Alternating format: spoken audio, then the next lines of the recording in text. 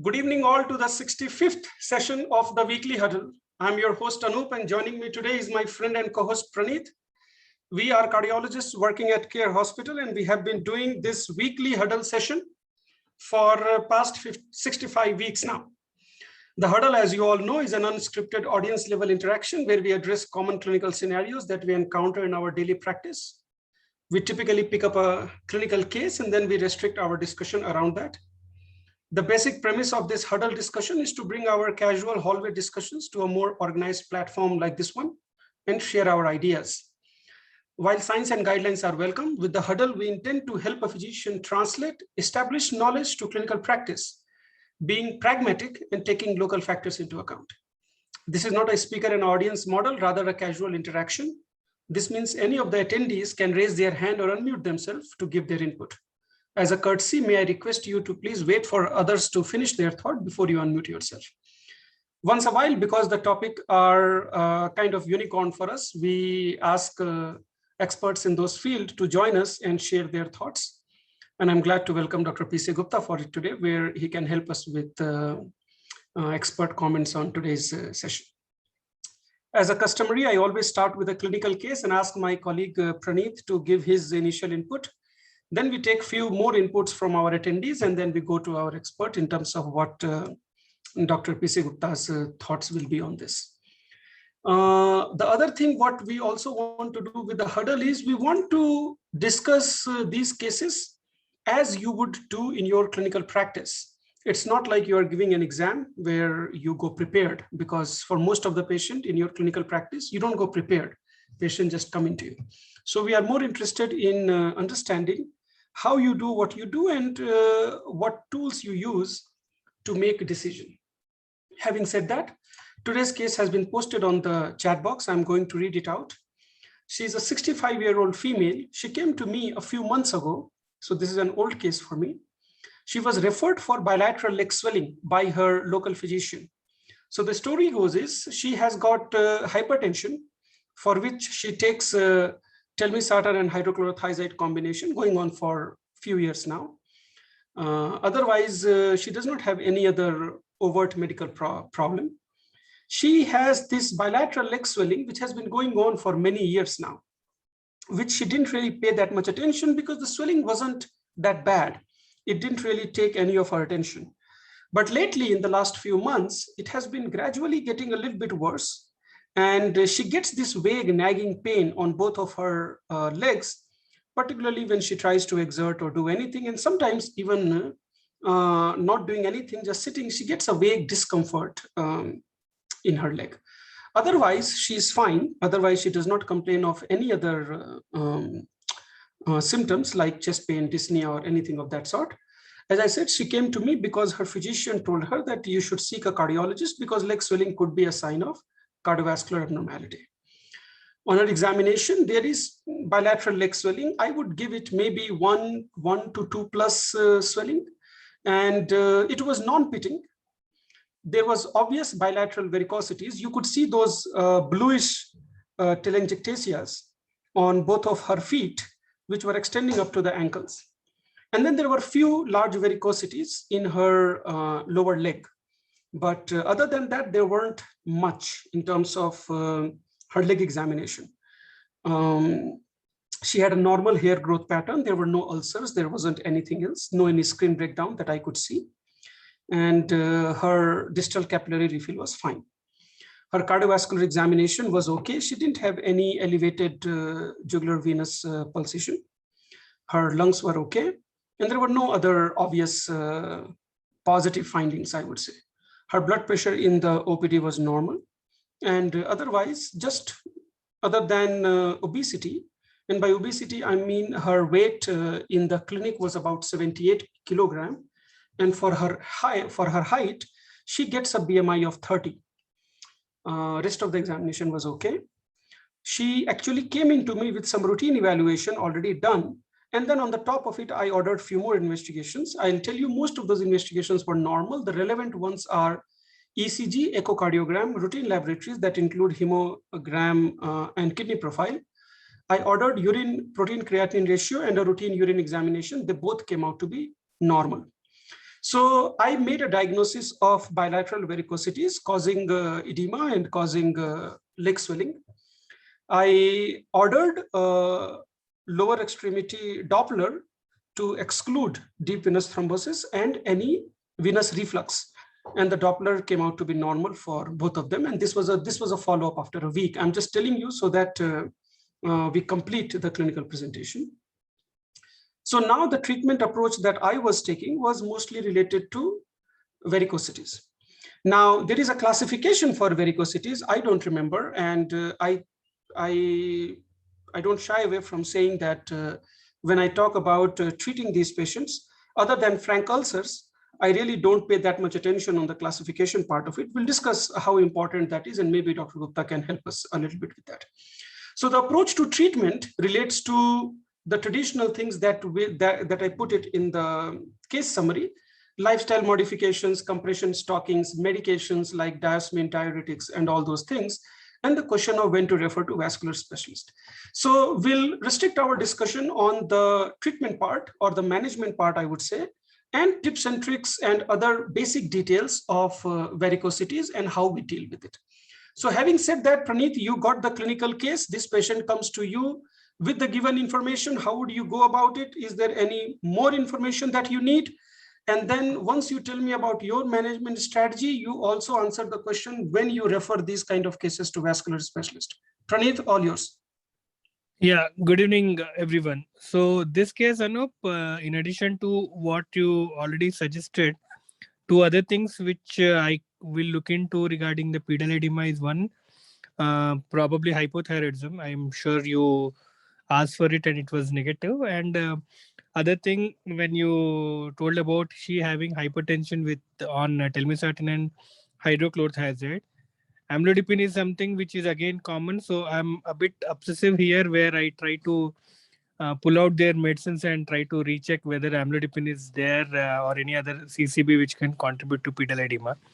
And I think that is also not there. So these are the two things which I wanted to add to before discussing on these things. Now regarding varicosities and probably the venous hypertension producing pedal edema is the issue. Coming to your question asked about stockings, firstly, stockings whether for everyone or not.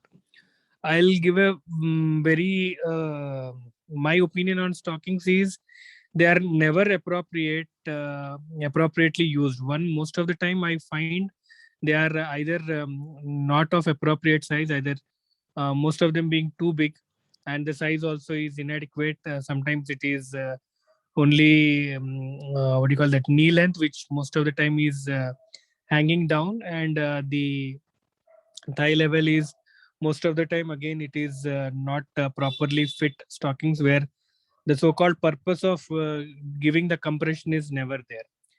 And second issue which I find with stockings is that it is not wore properly. Most of the time that the marker which is supposed to be there at the ankle level, it is not there. It kind of is rotated, twisted, and most of the time you have the wrinkles on the stockings, which itself gives a tourniquet effect kind of a thing, which I believe is not supposed to be there.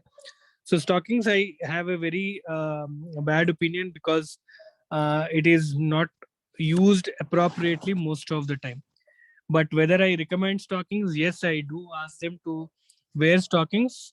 Also telling them that it is discomforting. So help them to use it as as many times as possible, or try to encourage them.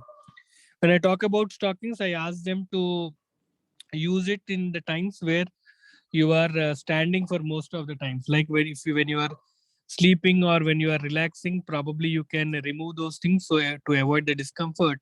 But most of the activities where you are standing for long time, like while you are cooking or when you are doing some desk job where your feet are dangling, etc., those situations, try to use the stockings to avoid that venous hypertension, because most of them complain about prolonged use producing discomfort. Then regarding the use of diosmin I have no experience or no significant knowledge on use. I haven't recommended to any of these patients. And calling for vascular opinion, I would ask them about how discomforting is this thing, and the so-called lifestyle modifications of reducing weight and using stockings and avoiding prolonged standing, etc., are being avoided. And if they are able to manage it, I would say okay. But if it is bothering in their day-to-day activities in terms of discomfort, probably ulcers, etc., I definitely ask them to visit a vascular surgeon for their opinion and equally management. So this is my take on this patient, Anup. If there are any other questions, I would be happy to answer. Thank you, Praneeth. I think there are going to be questions and that we will answer over the course of discussion.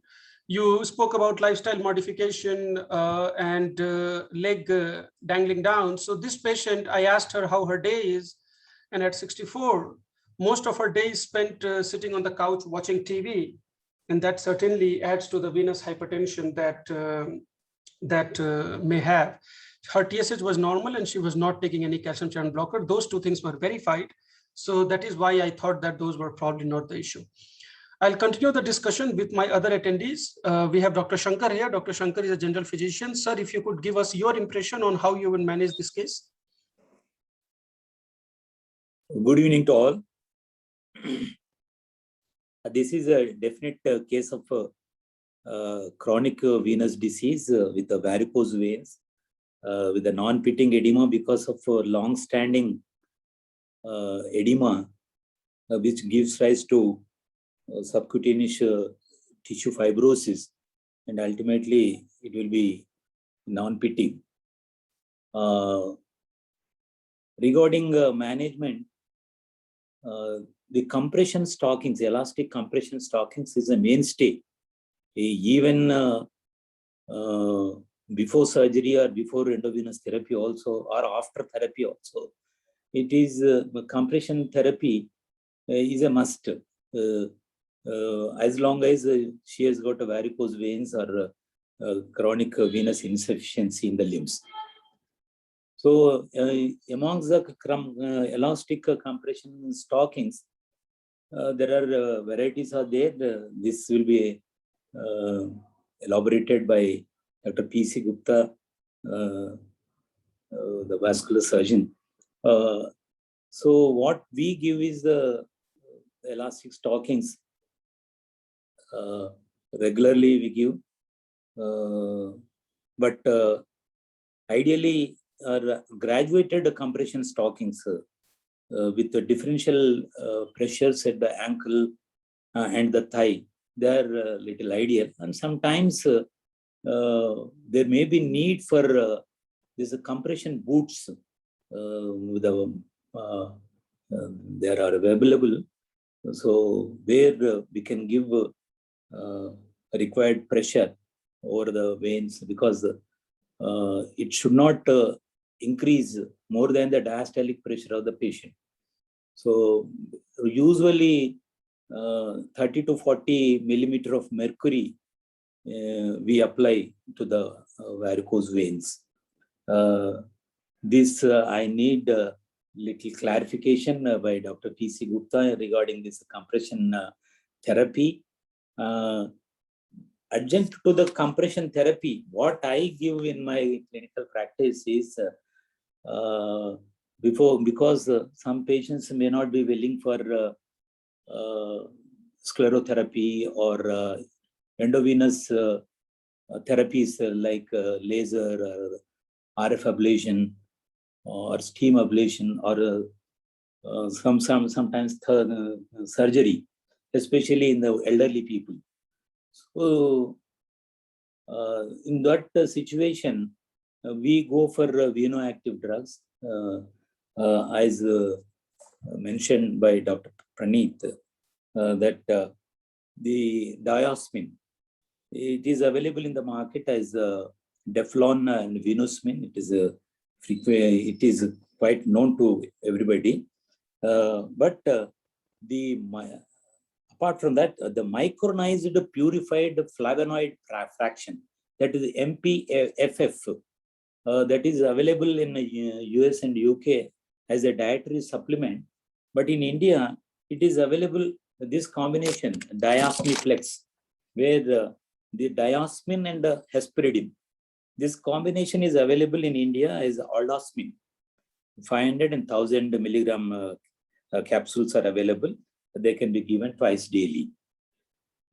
This is a good drug, and other drugs are there in the there for the management of this chronic venous insufficiency of the varicose veins as venoactive agents. So they reduce the resistant edema, and even they help in the healing of ulcers also, and they reduce the ankle circumference, the leg volume. So they are quite effective, but we use only for the shorter periods. The long-term efficacy or the safety is not well documented, but we find in our clinical practice, because they're not willing for immediate surgery or immediate intervention. So we are supposed to give these venoactive agents. And the other venoactive agent, what I use in my practice is hydroxyethyl ruticide, that is oxyrutin. So it is available as Oxyrut, 500 milligram tablets are available. And this oxyrutin, troxyrutin or oxyrutin, this is available along with the calcium dobesilate. Everybody knows this dobesil or Caldob, which is a calcium dobesilate, also is being used in varicose veins. So the combination of this oxyrutin and calcium dobesilate is also available in the market as Oxyrut CD, which can be available as 500 milligram tablets. So they can be given. And other things are there. These two things I definitely use for these patients. But other things are there. Horse chestnut seed extract. It is the standard ingredient is eskin. So that can be given 50 milligram twice daily. And the pentoxifylline also, where the patient complains of venous claudication. So pentoxifylline can be given. The iloprost, that is a prostacyclin analog, what we use in pulmonary hypertension, that also can be given as a parenteral IV infusion. It has been proved that beyond doubt that it increases the rate of healing of ulcers. So this is a wonderful drug, but whether it is available in India or not, I don't know. See, stanozolol, especially amongst the classification just now talked about, that is a CEAP classification, the CEAP classification. It's internationally acclaimed by the phlebologists. This classification where there is the clinically, then anatomically, etiologically, and the pathophysiologically, this is classified. So in that also in the clinical, where there is a lipodermosclerosis. So lipodermatosclerosis is a condition where the skin tightening will be there. So in that situation, this is stanozolol, that is an oral anabolic steroid that everybody knows about it. That is a steroid, anabolic steroid, that is available in the market as a Stanosafe, 2.5 milligrams. It is found useful in this lipodermatosclerosis condition.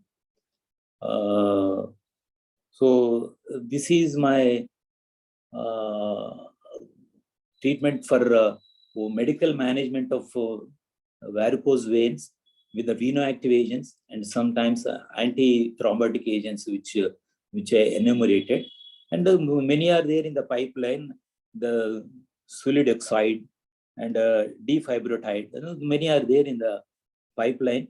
Whether they are effective or not, I don't know. The long-term safety or efficacy, it is not well documented.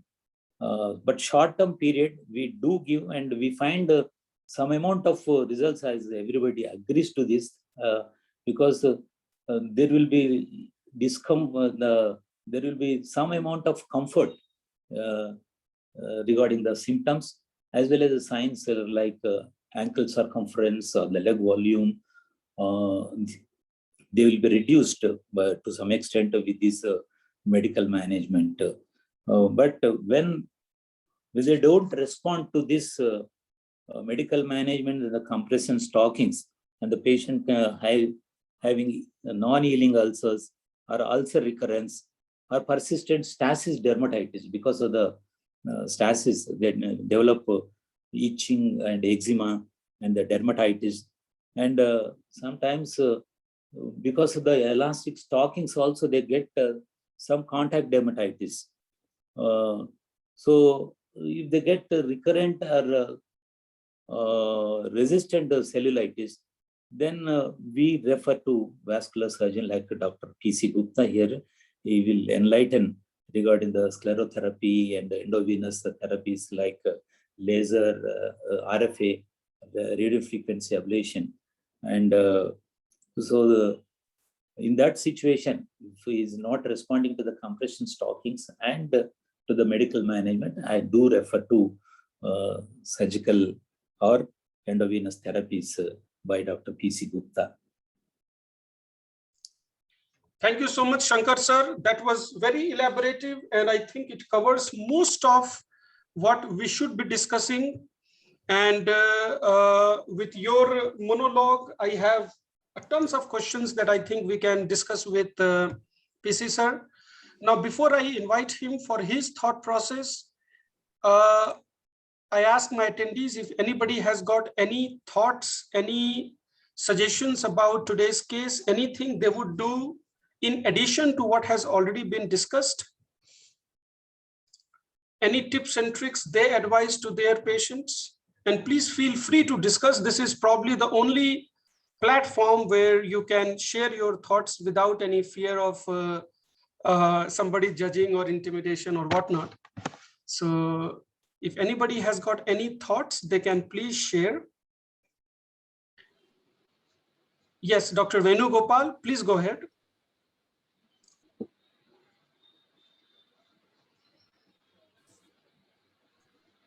Dr. Venugopal, you are unmuted, but we cannot hear you.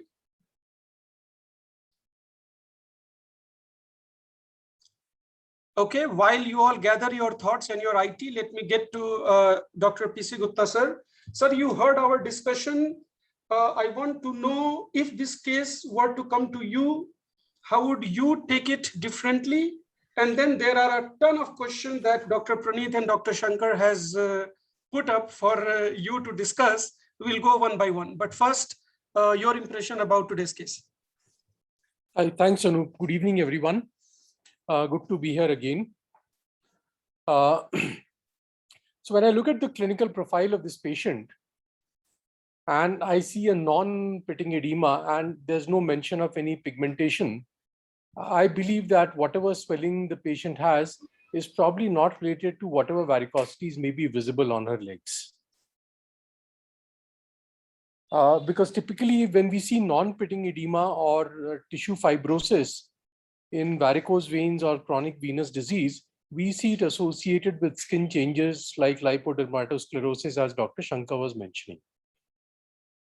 So secondly, if I need to further look at, and since we've excluded everything else and we believe that varicose veins are responsible for the problem, then I would like to do a color Doppler or a Duplex scan to see if there is any significant reflux.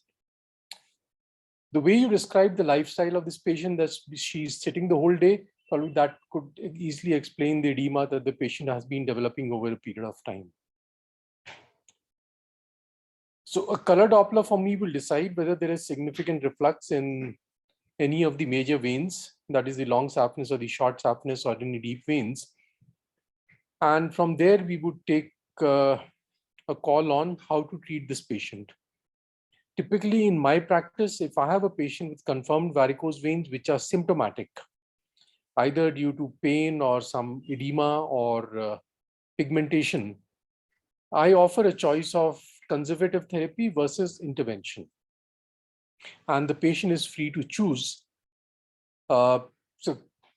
Conservative therapy would typically include use of compression stockings. There are extremely good compression stockings available. And Dr. Praneeth, you should not be discouraged by what you've been seeing so far. If you send them to our clinic, we'll teach patients how to use the correct stockings, the graduated compression stocking, as Dr. Shankar mentioned. And below knee stockings are what we typically prescribe. Thigh-length stockings do not offer any major advantage.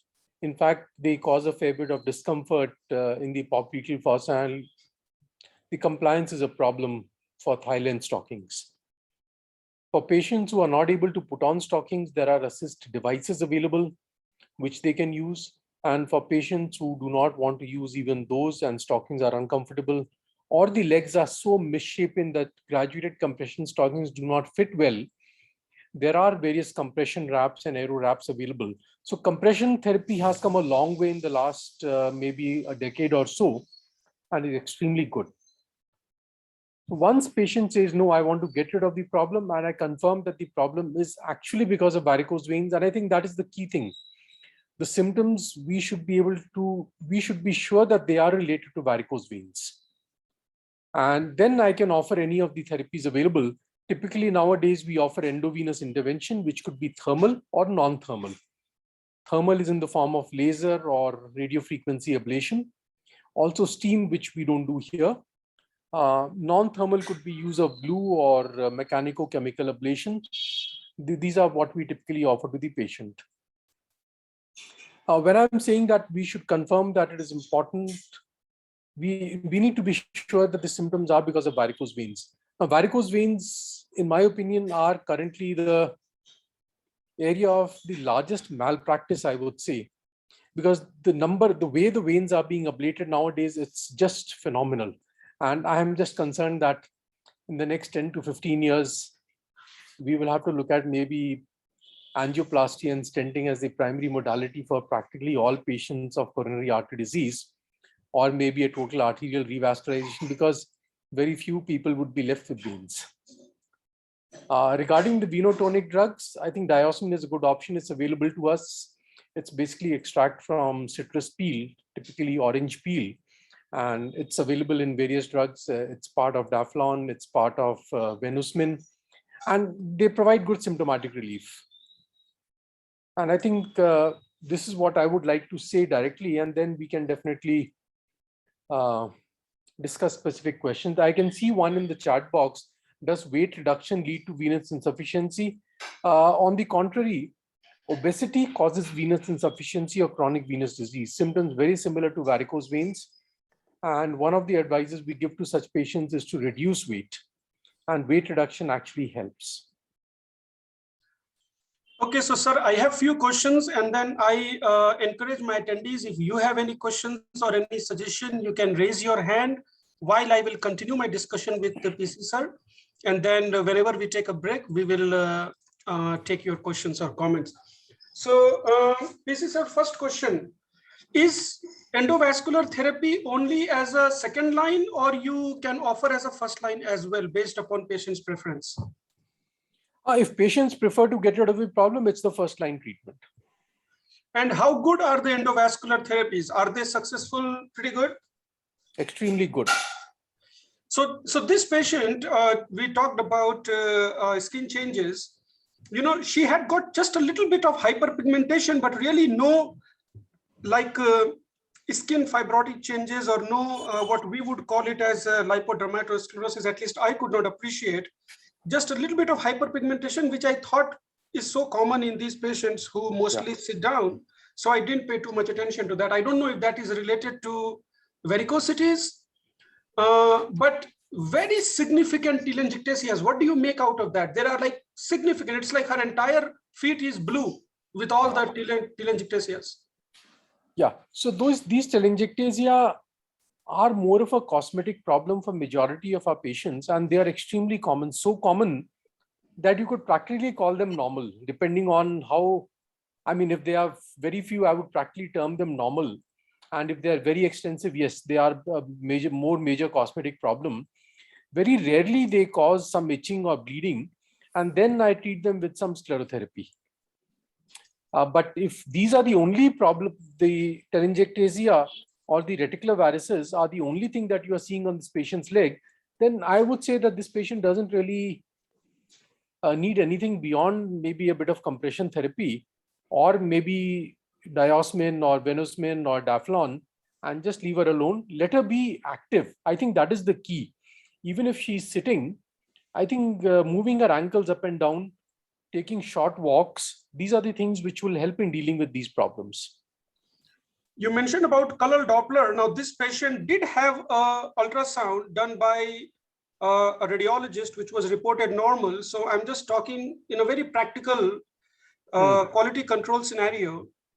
You think we should be taking the ultrasound report by a random lab at its face value? Are they reproducible? Are they pretty good? No, Anup. I would say that roughly, I would say 50% of the color Dopplers reported for varicose vein reflux or the GSV reflux are wrong. And this comes not only from any random lab, this comes from all the reputed hospitals too. So where there is reflux, they report no reflux, and when there is no reflux, they report reflux. So this was the reason. So almost maybe 10 years back, I decided I need to scan all my patients, and I started investing in ultrasound machines. So every clinic in my hospital, I mean, every room where I see patients, 4 rooms, each one has an ultrasound machine, and we screen all our patients to make sure that we are doing the right thing for them. Is there a diagnostic test in ultrasound for varicosities and symptoms, or the idea is just to exclude other causes and then look at varicosity as the last cause? No, the other things we would look at clinically in terms of symptoms. I'll come back to this. But when we do a color Doppler or a Duplex scan, we are looking for reflux in the long saphenous vein, the accessory saphenous veins, in the short saphenous vein, and the deep veins. And these are typically seen when the patient is in the erect posture. So either sitting up with the legs down, hanging down, or the patient actually standing, non-weight bearing on the leg that is being examined. That is how we evaluate reflux. So varicose veins is not just, I mean, clinically we need to be sure that we are not dealing with another problem. So depending on the patient's symptoms, patient could be having limb ischemia, patient could be having neurogenic claudication due to lumbar canal stenosis, could be sciatica. So these are other things which sort of confuses at times.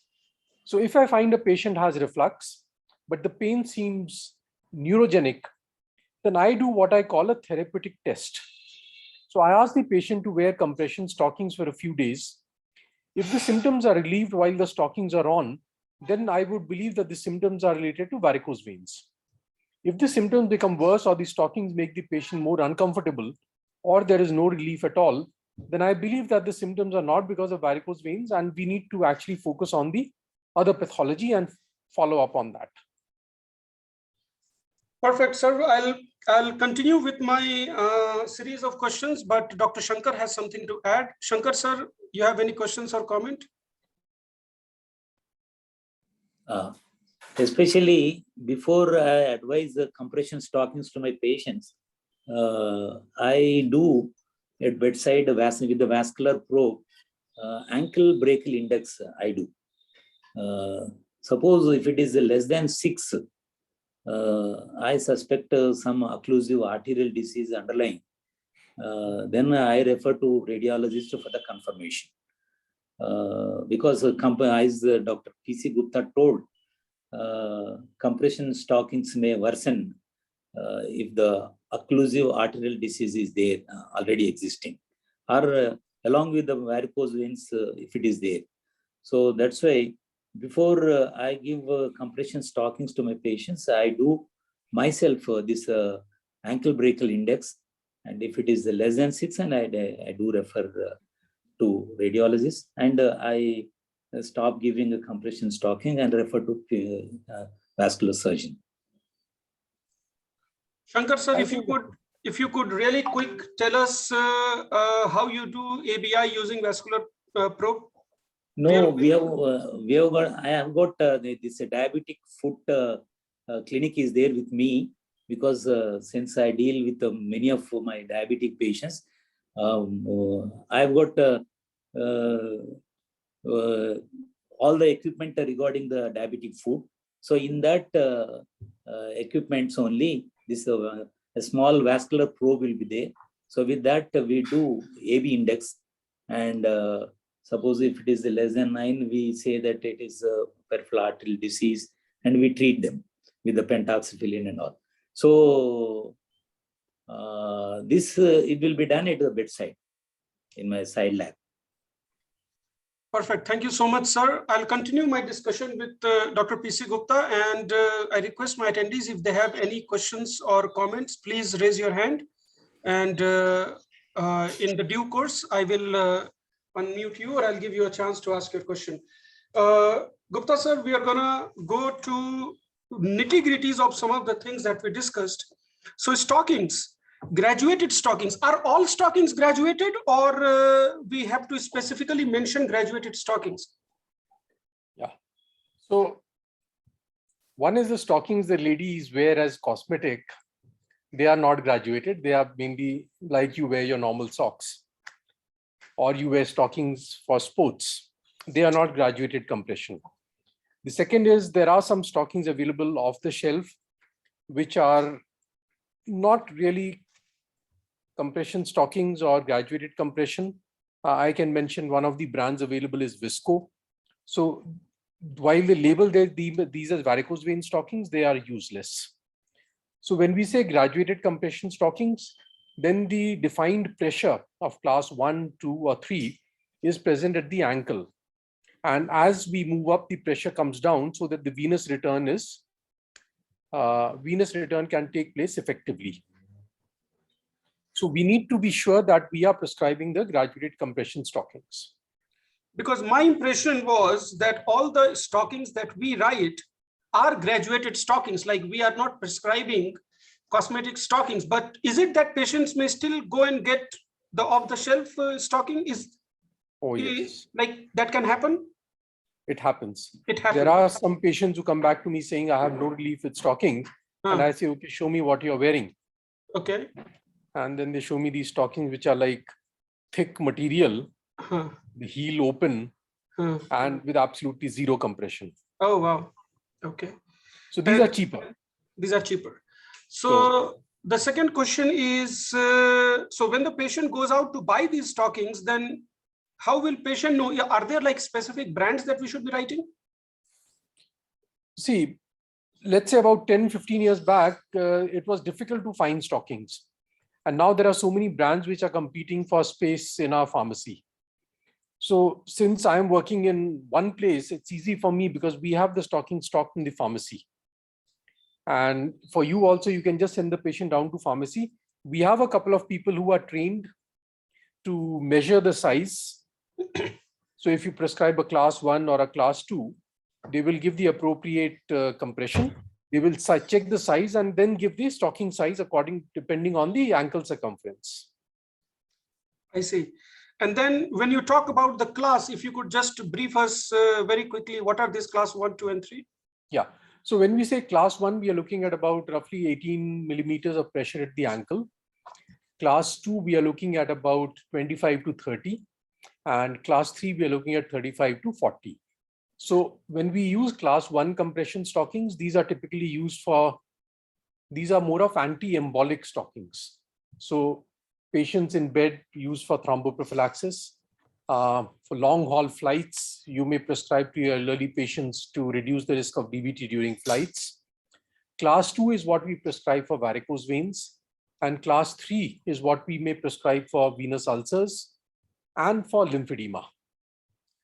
I see. So they're not like you take class 1, if you fail, you take class 2. That's not how it works. That's what I used to think. No. Okay. If we are looking at varicose veins or venous ulcers, then typically class 1 are not going to work. There are times we compromise. So if I have an elderly patient and they want to use stockings and I know that class 2 is too tight for them to pull on or use, then I compromise and prescribe class 1, then at least they will use something rather than just discard the stocking. You mentioned about mid thigh. So thigh length stockings are typically not tolerated. That is why we don't prescribe, or what is the science behind it? See, if we are talking about graduated compression, we are looking at, let's say, 25 to 30 millimeters at the ankle. By the time we get to the thigh, the pressure is down to less than 10. So the compression is not much. The stockings are uncomfortable behind the knee. And that pressure is not really going to compress the veins significantly or provide relief in any way. It's difficult to hold the stocking on the thigh because typically most thighs are conical. The stockings don't stay up easily. And at the point where the strap is on the thigh, it tends to be quite uncomfortable. So unless there is a very specific reason, and I find that very rarely, I always prescribe below knee stockings. The compliance is so much better.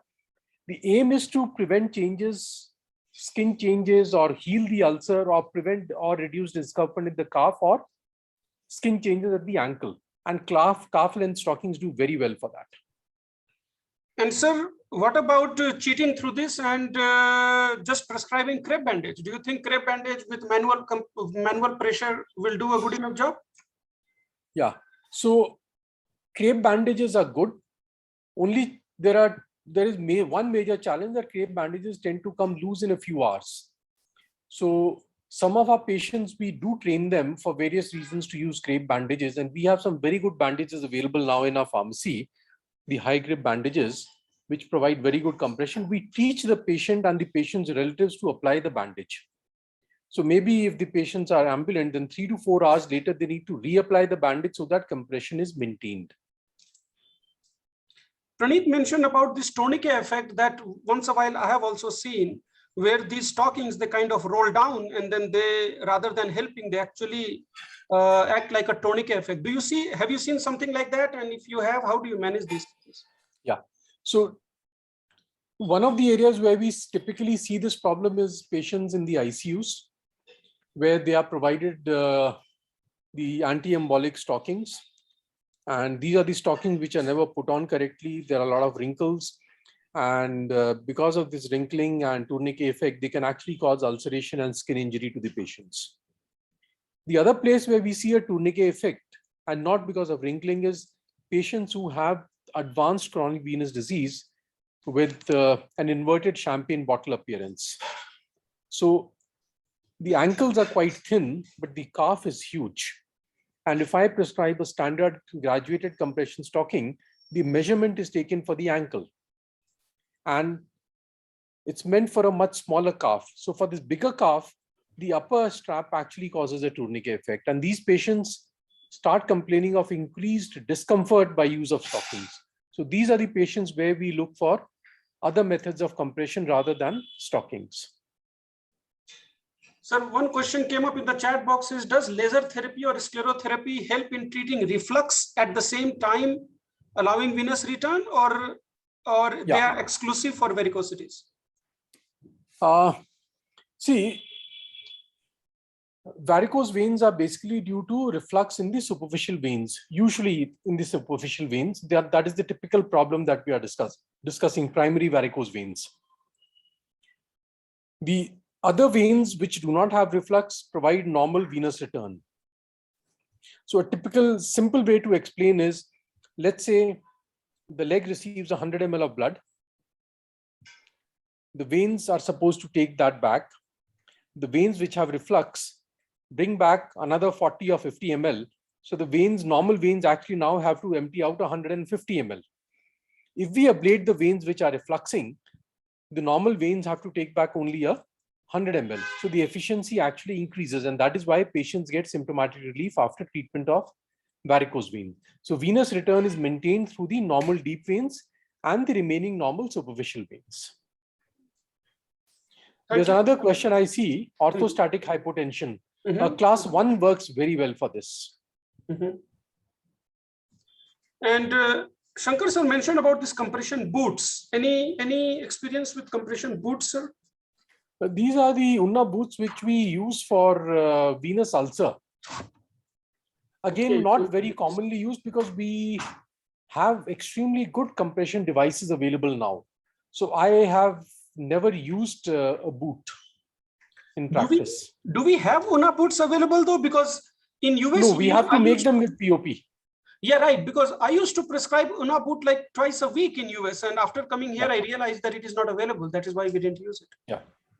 Because these are antibiotic impregnated, right? These are the one that you use for ulcers and everything, right? Yes.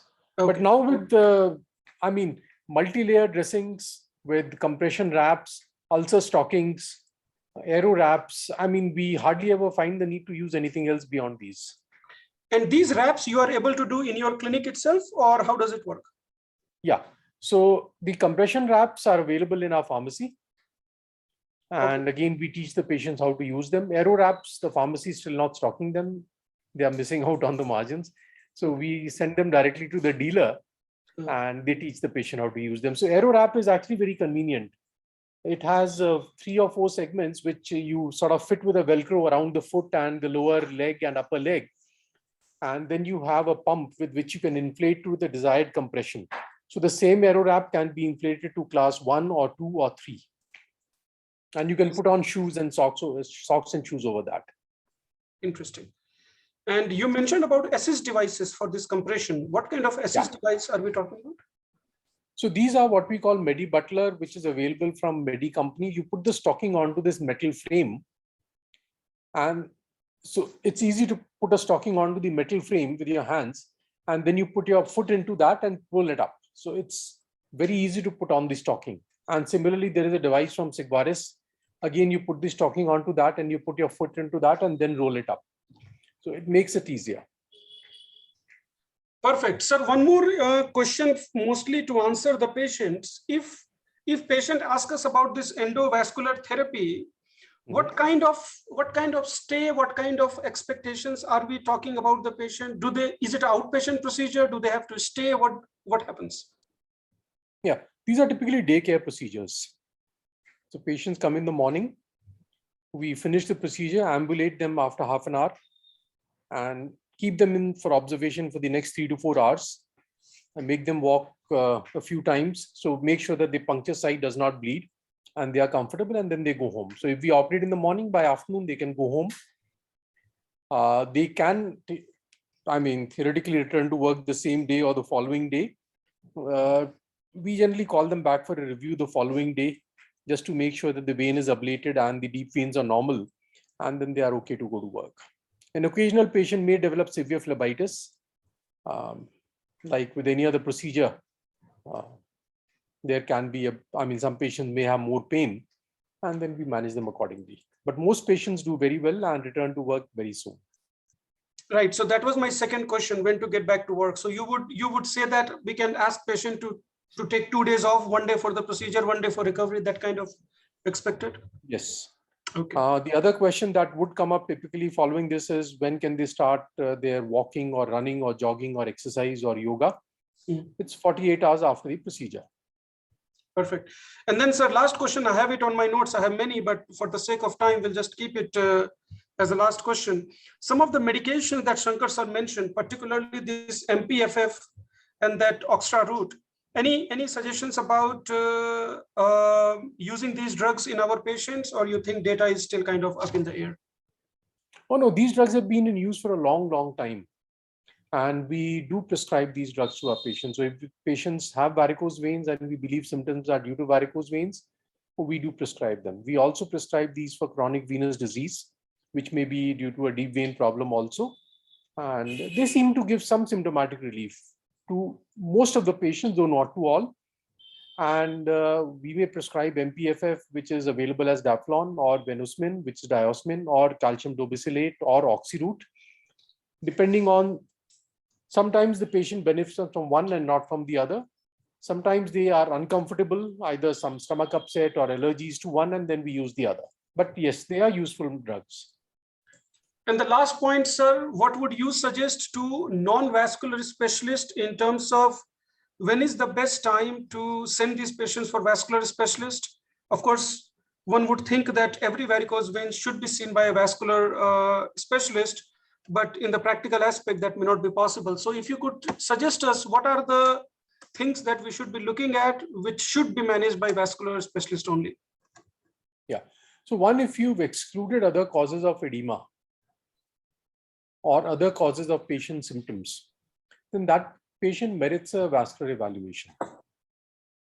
And in India, it is so easy to see a vascular surgeon. I mean, patients can actually directly come to these specialists rather than go through any other channel. So I think it is not, I would not agree that all patients cannot see a vascular surgeon. There are enough specialists now available in the city itself and even in the tier 2 cities. I think they should see a vascular surgeon because all varicose veins may not be primary varicose veins. We may be dealing with a deep vein problem. We may be dealing with an underlying venous or a vascular malformation. So these are things which may not be very obvious unless we evaluate them. Sir, the reason why I asked this question is because my question is not academic, but very pragmatic in nature. You mentioned that varicose vein treatment is probably one of the biggest malpractice area. And while there would be enough of vascular specialists in tier 1 cities like Hyderabad or tier 2 cities around, the confidence of the patient as well as the referring provider that the patient is going to get the correct treatment. How do you settle this conundrum? It's a dilemma all of us are facing, Anup. I really have no solution for this. I mean, earlier it was, I would say, one set of specialists who was doing this. It got to the second, it's got to the third. It's very difficult for me. I see so many patients with venous or venous looking problems every day. And many of them have come for a second opinion. 90% of those who come for a second opinion and have been advised endovenous laser do not need endovenous laser.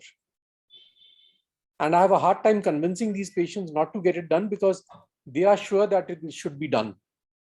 So I would say that let them see a vascular specialist, but they must have a second or a third opinion. It doesn't matter. This, let them spend a bit of time and some money on consultations, but be sure that they get a consistent opinion before they go in for a procedure. Okay, we have 5 more minutes, so let me switch gears here. To all my attendees, I don't think you will ever get a time to ask questions to PC Gupta sir about these things, which at times are very trivial. So, you know, if you think someday Dr. PC Gupta will be there in a CME and you will ask these questions, well, he will be giving CME for some weird presentations, not for how to put on compression stocking. So if you have any questions, this is the time for you. Anup, I actually give a talk for that. Okay. Yeah. Shankar sir, your comment. Sir, in one of the conferences, Dr. Shoaib Padaria from Dislok Hospital, Bombay, he advocated endovascular steam ablation because this is a faster and easier procedure, low cost, cost effective and economical in India. And especially in perforator veins in the tributaries. He presented a large series. What is your experience with the steam ablation? Because it is a quite a cheaper procedure. I don't know the costing of it. I have never used steam. Again, each time you want to start therapy, you need to invest in the equipment. So we realized that with so many patients ablating veins, the varicose veins practice is never going to be huge. I mean, the actual people who need intervention. So we are not investing in this. But yes, steam is a good way to treat varicose veins. But and, I would not say use it for perforators. And see, the Jagitial, I practice here, sir. It is an endemic area for the filariasis, and we see many cases of lymphedema. So how do you proceed, sir? This I want to know on my, this is my personal interest. Lymphedema. I think that, this is one area which we have not covered in the discussion. So there are two situations. One is patients with lymphedema also have varicose veins due to GSV reflux. And second is patients have chronic venous disease leading on to a secondary lymphedema. Now, these are patients I would not like to treat with any thermal ablation, be it laser or RFA or steam. Because when we use thermal ablation, I think or I believe they would damage some lymphatics around the veins and worsen the lymphedema. So these are patients I treat, if I need to treat the veins, I treat with non-thermal ablation like glue or MOCA. Now, looking at it very practically, if it's primary varicose veins and lymphedema, these patients are going to be using compression therapy anyway. And if they are going to be using compression therapy, there is really no need to push them into a procedure for varicose veins. If it is secondary lymphedema due to venous insufficiency, yes, then I would treat the venous insufficiency because that would actually bring down the lymphedema component too. As far as lymphedema alone is concerned, we treat them typically with compression, manual reduction in size by manual massages. And this is how we would manage lymphedema. There are some therapies where we place silicone tubes in the subcutaneous tissues. We have done that. They don't seem to work well in the long run because chances of infection remain fairly high. And whatever we have done, after a few months, we've had to explant these silicone tubes. While they initially gave good symptomatic relief, once the leg gets infected, the patient actually becomes worse. Thank you so much, sir. Thank you, Shankar sir, for the Thank you, sir. Thank you. Thank you for enlightening. Move on. May I request Somaraju sir for his opinion on today's discussion. And sir, I have a particular question for you, which I asked PC Gupta sir as well. That is referring these patients to vascular specialist for opinion and being an advocate of the patient to make sure they get the right treatment, because not every patient can come and see PC Gupta sir. So Somaraju sir, what is your take on today's case and this particular dilemma that we often face? Thank you, Anup. In all humility, I must say that I am attending this session as a patient, not as a specialist, because I have varicose veins. Because of the professional hazard of more than 35 years of walking around all the time, morning to evening, including the outpatient. I don't sit in the outpatient. I walk around and see patients. And my doctor was Dr. PC Gupta. He suggested compression stockings, and I continue to use it. And then I am very comfortable about it, and then reasonably comfortable. And then second thing I would suggest is when in 1960s and 70s, just like gastroduodenostomy, there used to be general surgeons, the commonest operation. They see a dilated vein, they always operated so-called eradication program for varicose veins. And now Dr. Gupta highlighted why we should not rush for surgery, etc. Whatever patients I had in the last more than a decade, Dr. Gupta, I referred my patients and they had the best result. They are doing extremely well. And it's very important that your vascular surgeon should be educated, as Dr. Gupta is. And most of them are not. And many surgeries are done for reasons outside definitive indication. But Dr. Gupta was not that. And then I must congratulate him for his practices. And I don't have any great suggestions except that prevention. I just wanted Dr. Gupta or some of you to talk about prevention of varicose veins. Treatment we talked about. Thank you. Thank you so much, sir. Your words mean so much. I'll just talk, Anup, with your permission, I'll just touch upon prevention. Please do that, sir. Please do that. Yeah. So primary varicose veins, we cannot prevent. So if there is going to be a valvular disease resulting in reflux, it will happen. Now, there are certain things or certain lifestyles which can worsen the symptoms or reduce the symptoms. And secondly, certain things which can give us varicose veins like features in the legs. including visible varices and lipodermatosclerosis and venous ulcers with no major venous reflux and normal deep veins. So what Dr. Somraju described, that 35 years of walking, actually that would have kept his symptoms down to the minimum. So we advise all our patients to be active, walk, jog, run, whatever. But activity actually reduces venous symptoms. Varicose veins do not happen because of our profession. I also do not sit in the OPD at all. So standing doesn't cause, standing worsens the symptoms for people who have a valvular incompetence. Obesity and sedentary lifestyle are major contributors to worsening symptoms. So if you have varicose veins, be active. If you have confirmed reflux, put on stockings and be active. That is one of the typical advices we give to our patients. Perfect. Thank you so much, sir. It is 8:04. I invite if anybody has got any other questions or comments about today's discussion or anything you want to ask PC, sir. Well, I have one question in the chat box. Yes, sir. Stockings or crepe bandage post CABG. I would say in the hospital, because wounds are there, stockings may not be very comfortable. So over that, crepe bandages are the best thing to use. And they can, patient is in the bed, they can be applied and reapplied as and when necessary. But once all the incisions heal, and if these patients are going to be using compression for the next 3 months or 6 months, stockings are actually a very convenient way to provide that compression. But sir, since you mentioned about compression and this bypass surgery, is it true that compression works only when the legs are moving, or does it work even when you are sitting? See, even if we are sitting, we are never absolutely still.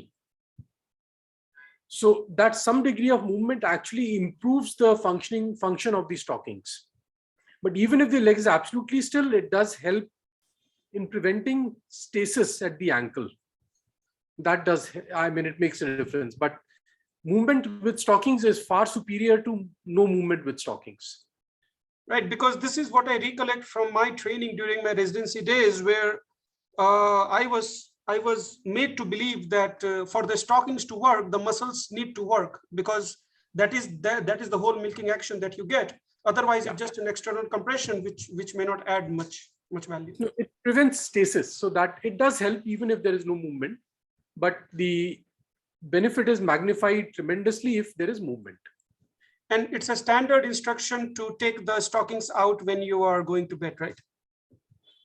Yeah, because it's not required. And I think it's good to provide some relief, because at the end of the day, while they do provide relief from venous symptoms, they do cause a bit of skin discomfort. And there is a lot of work going on in the material that is being used to make stockings so that they are more and more skin friendly. So we have something which is sort of cotton on the inside, then we have some material which is from some algae from the sea, which is sort of more skin friendly. So different things are available. One question that has popped up in the chat box is vein transplantation. I have never heard of this. When is vein transplantation suggested?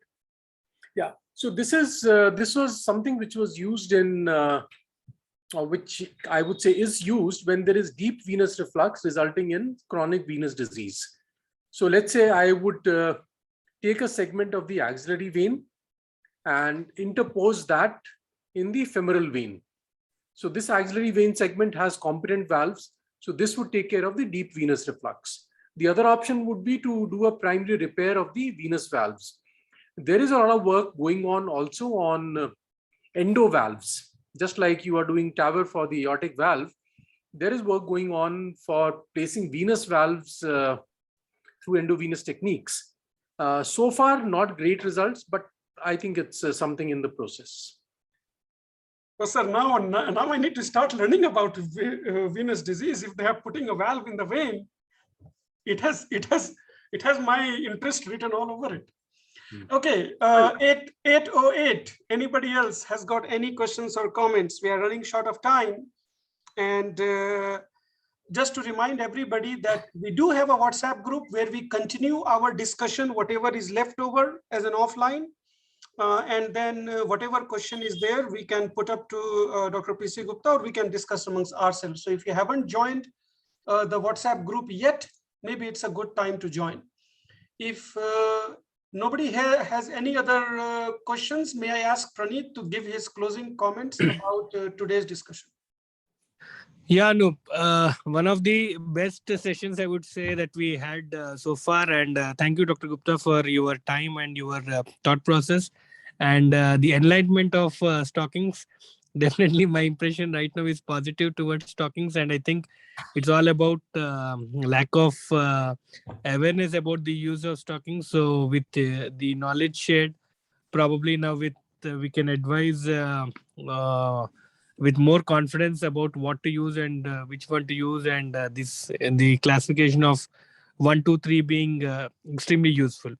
Thank you, Dr. Shankar, for enlightening us for all the various armamentarium of the medical therapy available for these things. Many of them I was not aware, but again got enlightened listening to you, and the various treatment options, and what is the right time to refer to a vascular surgeon being highlighted. So many learning points, and definitely a lot of blind spots being opened up in management of venous disease.